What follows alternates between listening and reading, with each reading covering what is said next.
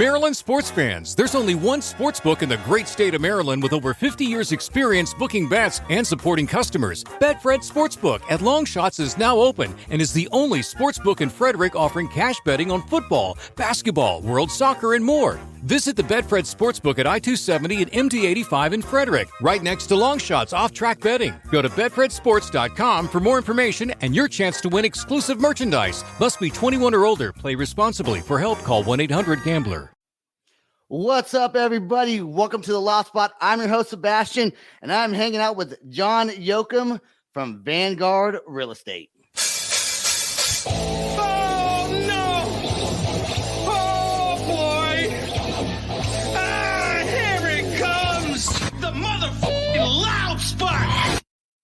Before I do get the show started, I want to remind everyone, please subscribe to our YouTube channel and check us out on all podcasting platforms. This is another one of my non-musical podcasts, so if you don't like it, you should still listen anyways. All right, John Yoachim, are you in Nebraska or Colorado? Colorado. Right now, but you're from Nebraska, right? That's right, yep. So you reached out to me on LinkedIn and like months ago, okay? And you saw that I had a podcast, I think, and you were trying to do the part and parcel thing. Not really sure what that was completely all about. I know you're not doing that anymore. And I almost didn't even reply to your message because I hate LinkedIn messages because they're always so like just bot messages. And I used to do that, when I did oil and gas and I had a staffing company for a little bit. And I was like, here's another bot message. And it was not. After I read it, I was like, oh, it actually seems like a personal message that somebody sent over to me, which I appreciated. Yeah, no, and I've done it too, right? We've all done the bots, LinkedIn bots, email bots, and I don't know, to a degree, right? You can sound almost like a person with those things, but I don't know. I don't do them anymore. But it's hard to tell on LinkedIn. It's hard to tell the difference anyway. So. Because as soon as you get like a connection request, wait like a couple hours to send it. Because you can set the times. But no, they do it like immediately. Like you did not just write this 2-page message to me in 2 seconds. No way. So let's talk about Vanguard Real Estate. What I found interesting about Vanguard Real Estate is, well, you particularly, is that you've done a lot of stuff with property acquisition. Yeah. So, Vanguard, what we do is acquire real estate property rights, primarily for wind, solar, pipelines, power lines, things of that nature. So, but done a little bit of everything. I've been doing it for over 14 years now. So, yeah. So you've done real estate for and then you did for over 14 years, and then oil and gas or energy for over 11 years. Would oil and gas fall into that category with your energy? I know you did wind farms and solar, but oil and gas also. Yeah. Not as much of the oil and gas personally, but as a company, we've gotten into oil and gas more here in the last 2 or 3 years. So what is Vanguard? What's like the main purpose? Are you just acquiring property? Because I saw you did cell phone towers, wind farms. Are you hired by third parties that want to acquire these, or are you doing it for yourself for your own personal development? We're guns for hire for third-party companies typically. Okay. And then I saw that you graduated. What college was that in Nebraska, right? Yeah, University of Nebraska, Omaha. Yep. Okay. In 2006, right? That's right. So you're probably, without me, no, I'm going to guess 37-ish, right around there. 38. Yep. Okay. 38. Here's what I don't get, okay? In 2008, you already became, I wrote it down, you became where's it at? A senior leasing agent 2 years out of college. How did you get from 2 years out of college? You graduate college, 2 years later, you're a senior leasing agent. How does that happen? Like, was your knowledge of the industry that much, or was like, here's this good old boy, we're going to get him on and make him a senior leasing agent? It was a little bit of both. So I got into the industry 8 months out of college, and within a month, I was pretty much running that office.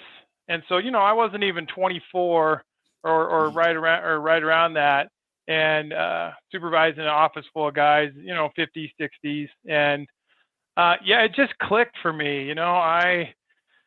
I tried commercial real estate brokerage in Omaha, which, for me was the big city because I Mm. came from the farm. And so it just didn't work. But this, I was sitting across the table from landowners, in their kitchen, trying to tell them how they could make some extra money. So it just worked for me. And I've been loving it ever since.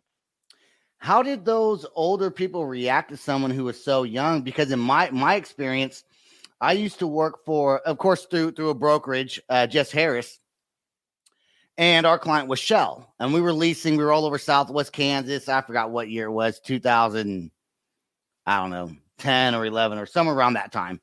And the Shell was slowing down, and they told our brokerage, pretty much, hey, you got to get rid of everyone. We want you to keep one person on board.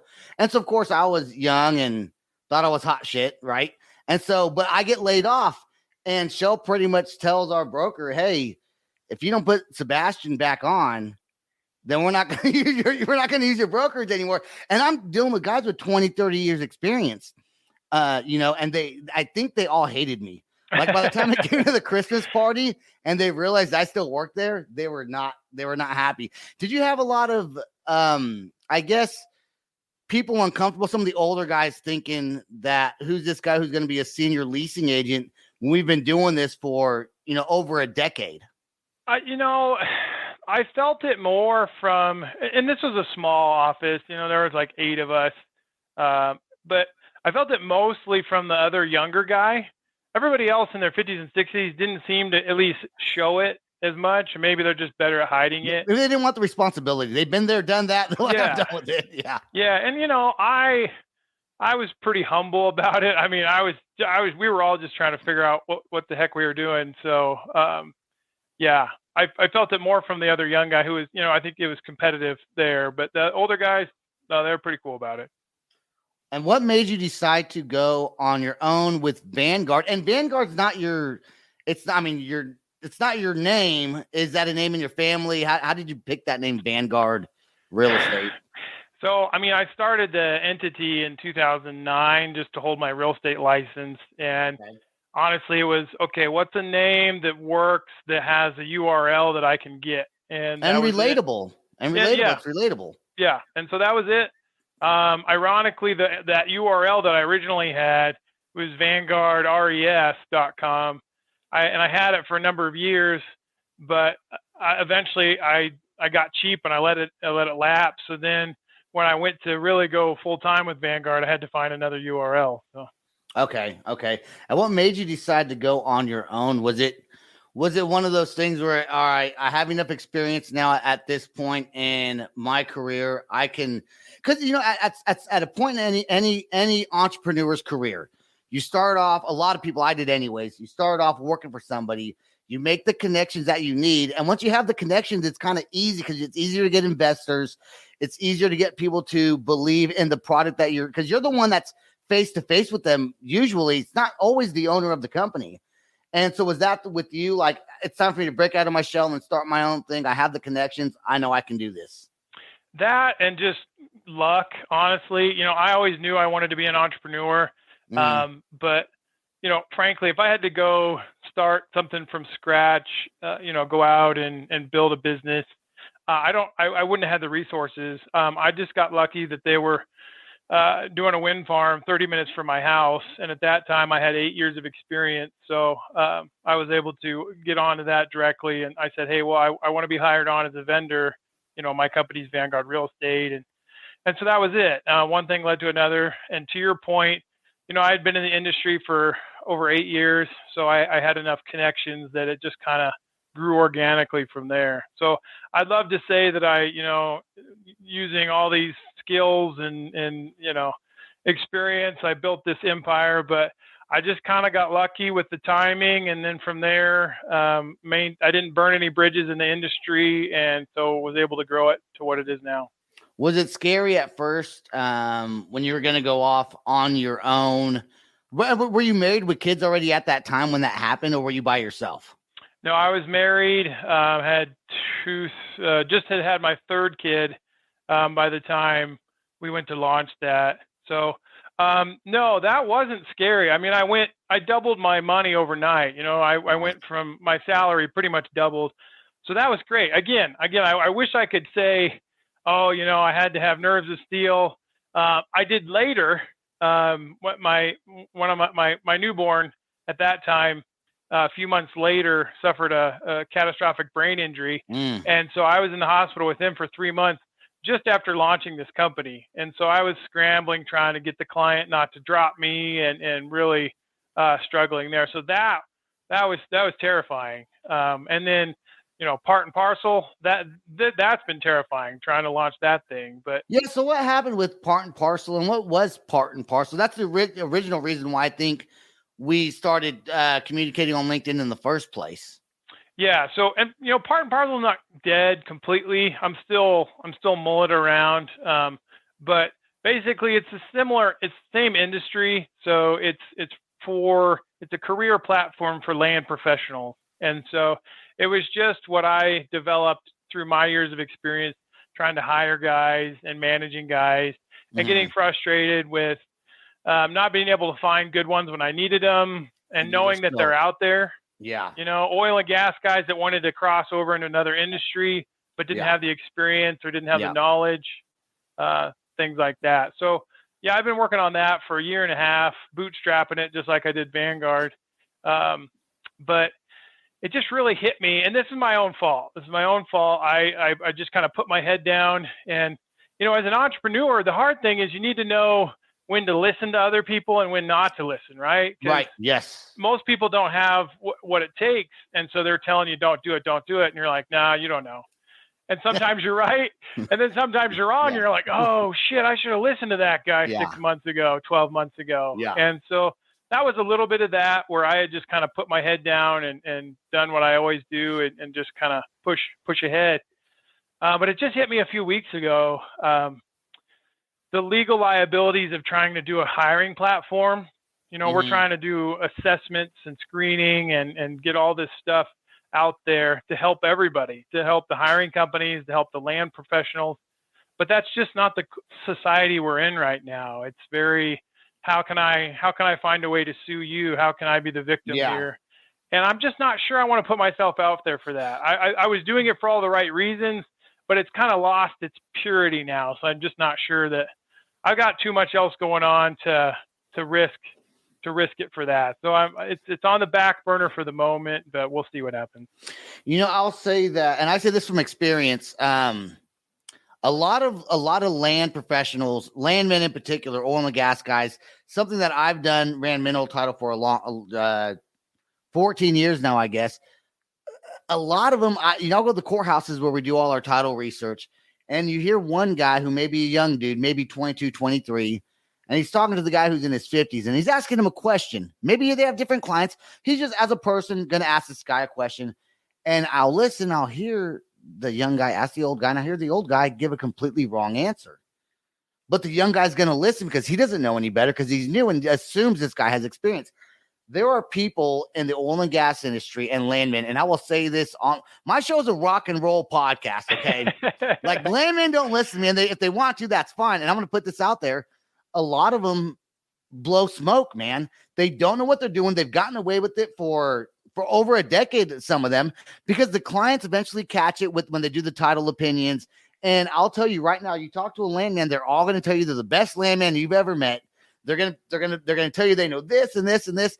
The truth is every state's different. The laws are different, and not everyone knows everything. And there's always room to learn. And I learned by writing a textbook. I used to teach people how to run title.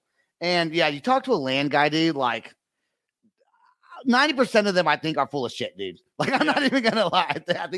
I think that's the case. One thing that you're doing though, and every entrepreneur should do, is learn from your mistakes, learn when to take advice, when not to take advice. Because even starting this podcast, I had people telling me, ask these questions, make sure you study the person, do this, stick with the niche. And I'm like, I'm just gonna do what I want to do. And I didn't listen to anyone, and so far it's worked out. Right. So far it's worked out. Yeah, for sure. For sure. What's something that you would tell to somebody who's wanting to go out on their own? They have the experience, but they don't have maybe the courage or they're locked down with their families, they have bills they have to pay. What's some advice you could maybe give somebody? Because I know what I would say. What's something that you might say to somebody who's in that position that really just wants to get that encouraging words of somebody who's done it? Just start, right? So figure out what your goal is. Where do you want to be? And just do any little thing to get there. Maybe that's just switching jobs. Maybe that's just doing something different within the same job. Maybe that's a side hustle. It doesn't have to be this big thing, like I quit my job and started my own company. Again, that I was still working full time. It's just I was doing it for myself and making more money. But it doesn't have to be that, right? It can be just any little thing to move you forward towards your goal, whatever that is. And just make sure any moves that you make are in alignment with those goals, so that no matter what it is, even if it's, what kind of haircut you get, what kind of cereal you eat for breakfast, make sure everything is getting you to where you want to get to. And all those little things will add up very quickly. Yeah, and stay focused. Stay focused on your goal, because I feel like a lot of people don't stay focused on what they want to do. And sometimes people do too many things. Have you ever personally yourself found yourself doing too much at one time, and there's just not enough time in the day for you to be stretched out that thin? Have you been talking to my wife? You know what? No.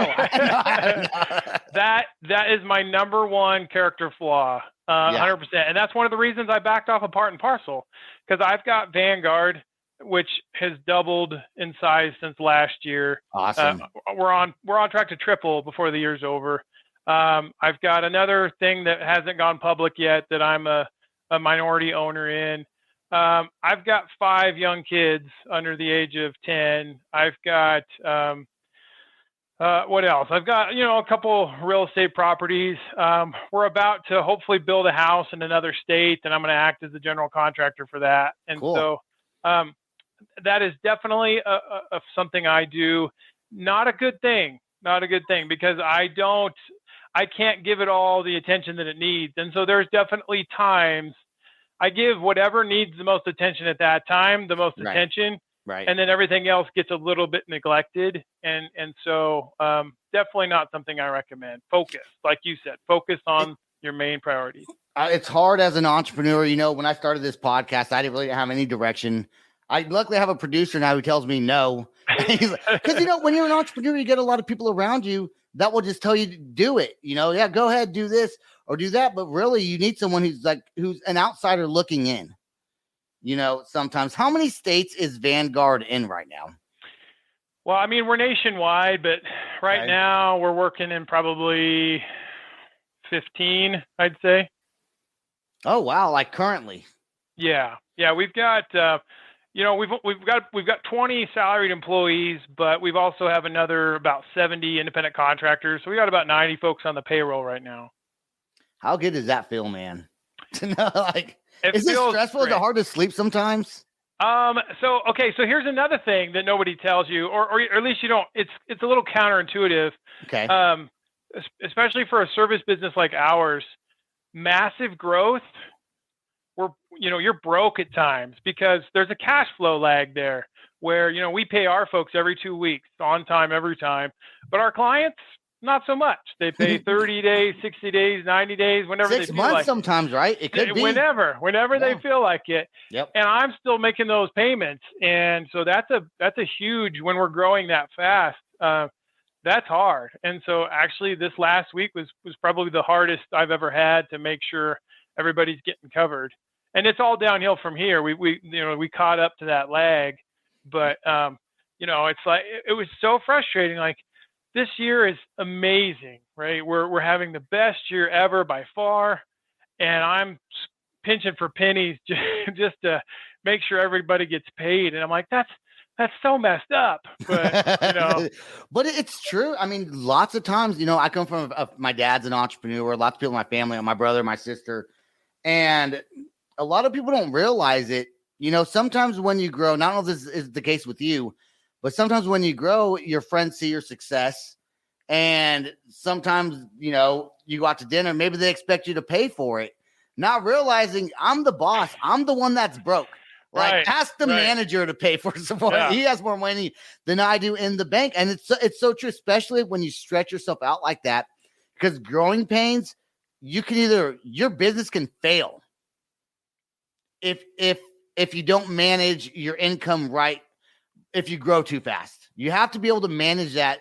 And that's something that not every entrepreneur knows. That comes from starting, failing, and then learning how to be a leader and managing.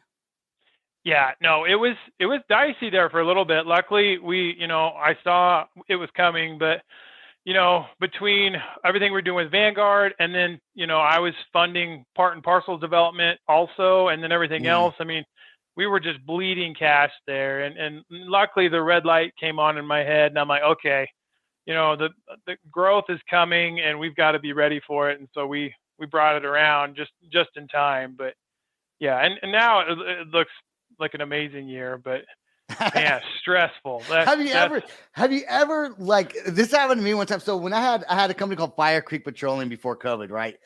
I think our biggest year we grossed, I don't know, a few $1 million, which something I never thought would happen, right? Then we had to pay people, and it was a big leasing project we did. I'll never forget. I was with an attorney. He said, "We're going to go to this meeting, Sebastian. I want you to shut up and let me do all the talking." I said, "Okay, all right, whatever." And I'll never forget, we closed that deal, and I don't know, within a few months, it seemed like all that money was gone that I had just profited. And I was so upset by it.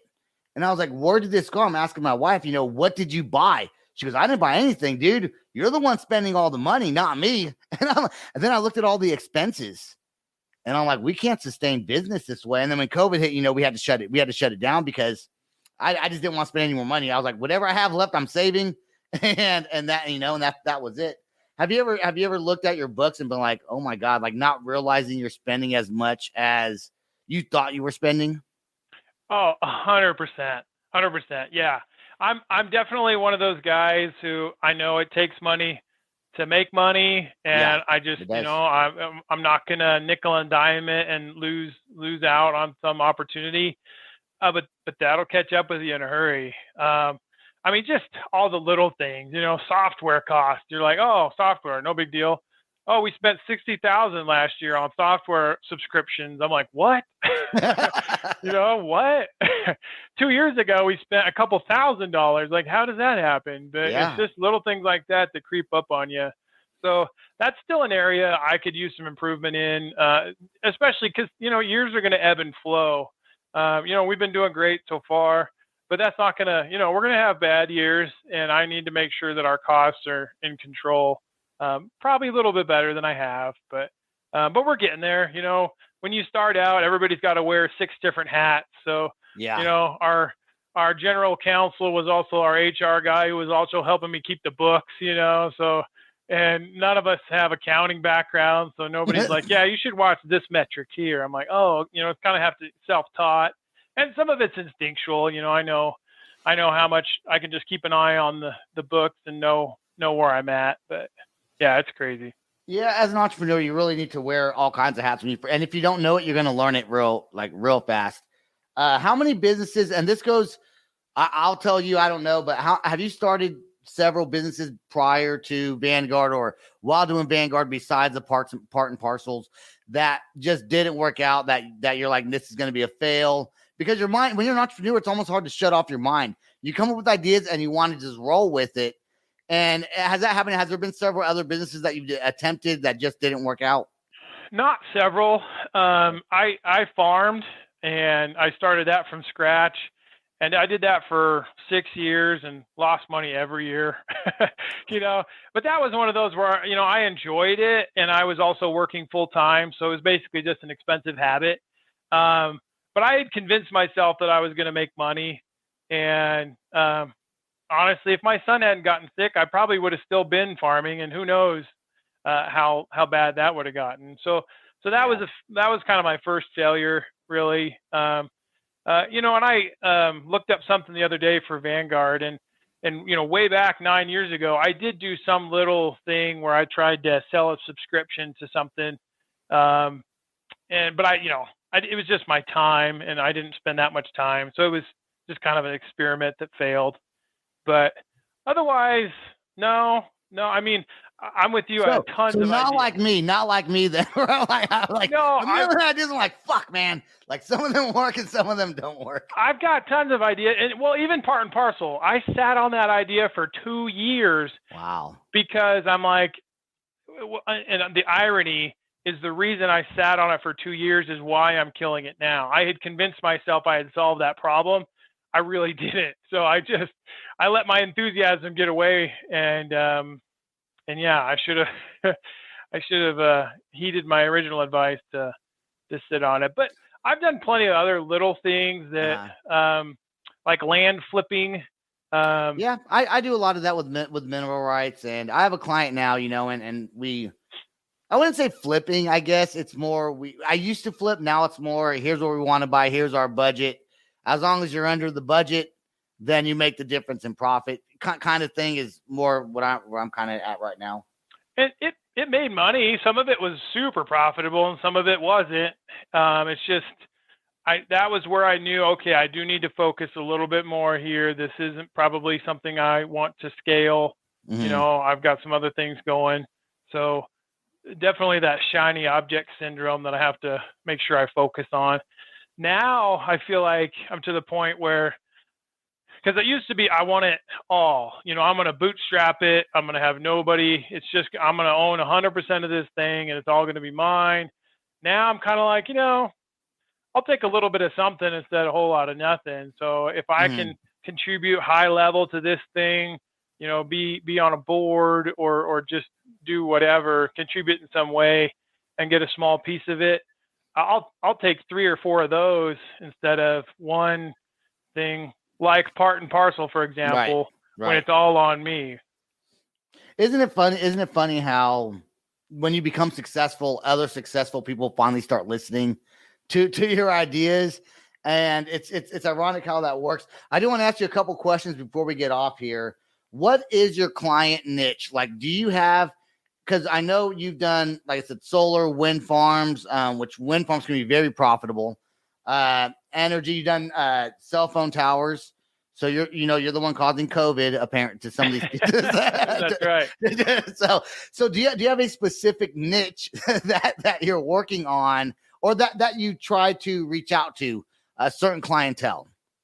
So mine was renewables, wind and solar, surface acquisition. That's pretty much all that I did. A couple of years ago, we got into more of the utility space, mainly in natural gas pipelines. Okay. And in doing that, stumbled into title. And now title's about 50% of what we do, and we'll probably overtake everything else before too long. So yeah. I'm a title manager. You know that? I'm a title manager at a law firm. Heck yeah, man.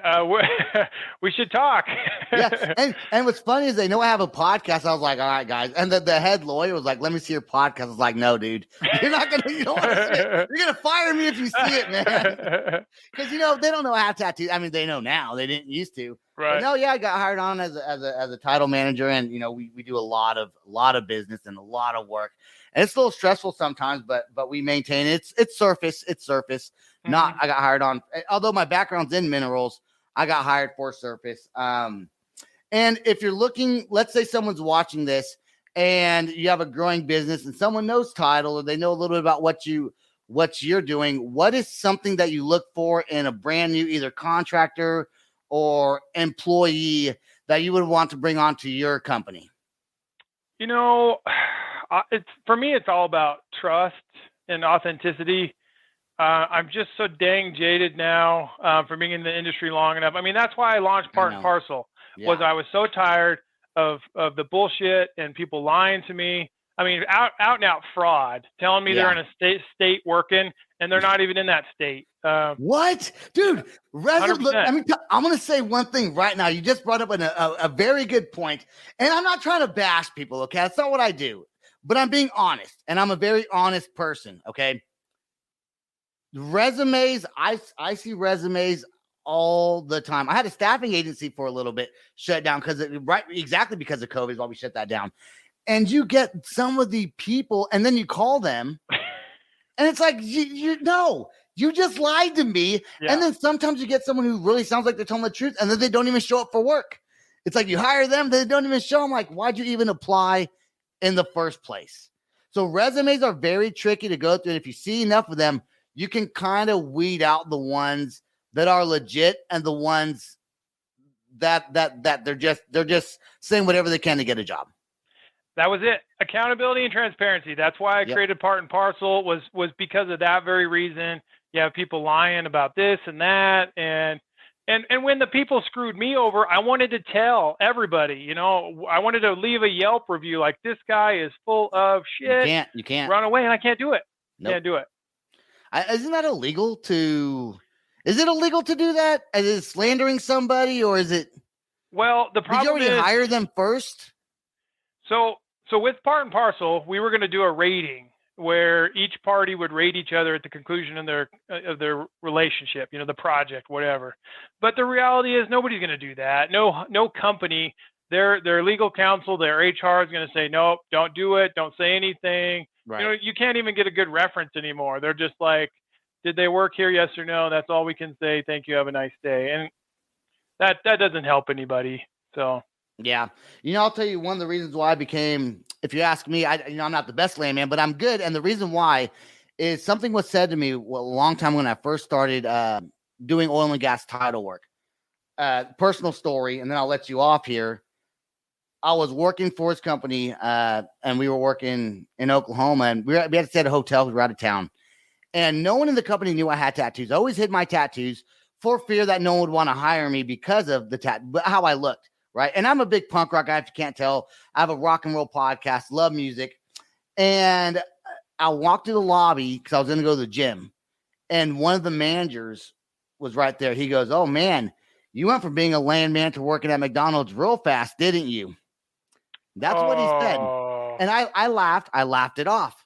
And I said, dude, in my head, I'm a way better landman than you'll ever be. At that point, I had to prove a point to somebody, right? And it was really, I found out it was really to myself. I had to prove myself to. But so then I wrote a textbook, and I didn't teach the class. I hired someone to teach the class because I wasn't confident enough. The best thing I ever did, though, was start that school, have somebody else teach it. Because when he was done, I took over, and you learned so much more when you're teaching. As long as you know a lot about the subject, you learn way more about the subject when you're trying to teach it to other people. You can't give them fake advice. You can't lie about it. Right. If you do, no one's going to go to your class anymore. You're going to get a bad name for yourself, right? Yeah. And so to me, I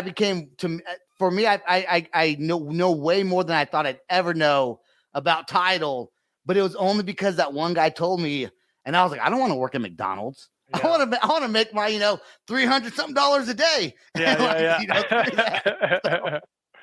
So anyways, that's my personal story, man. That's awesome. No, that's a great story. And again, back to Part and Parcel, we keep coming back to it, but that's we were trying to fight bias. So we weren't going to have profile pictures. We were just having initials, not names, and hold the demographics until later on, and just have it based on merit.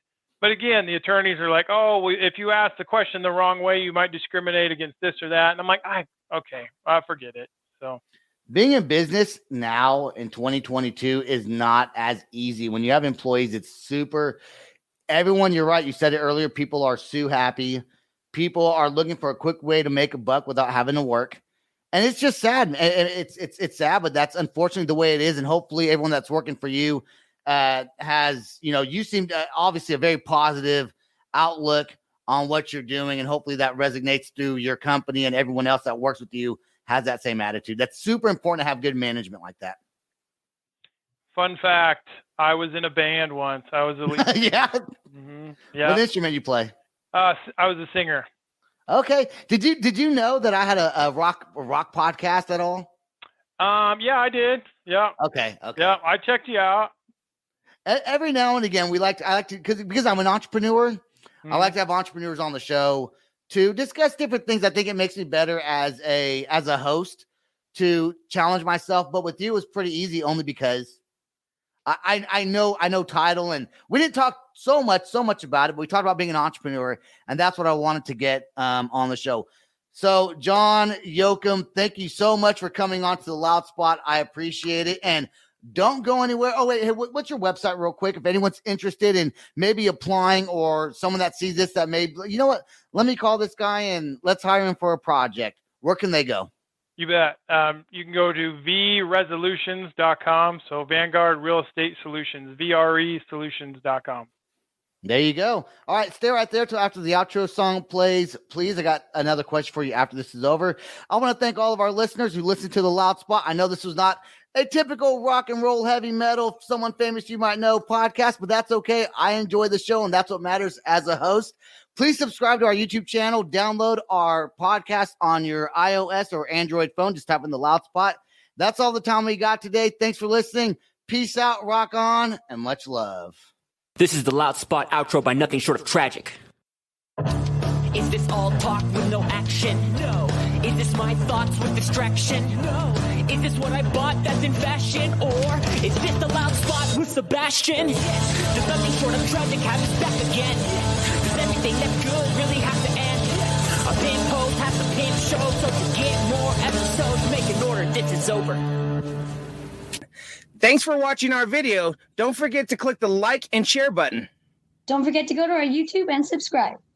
If you want to listen to our audio and pick up some cool merch, go to www.theloudspot.net. Peace out, rock on, much love. Maryland sports fans, there's only one sports book in the great state of Maryland with over 50 years experience booking bets and supporting customers. Betfred Sportsbook at Longshots is now open and is the only sports book in Frederick offering cash betting on football, basketball, world soccer, and more. Visit the Betfred Sportsbook at I-270 and MD-85 in Frederick, right next to Longshots off-track betting. Go to betfredsports.com for more information and your chance to win exclusive merchandise. Must be 21 or older. Play responsibly. For help, call 1-800-GAMBLER.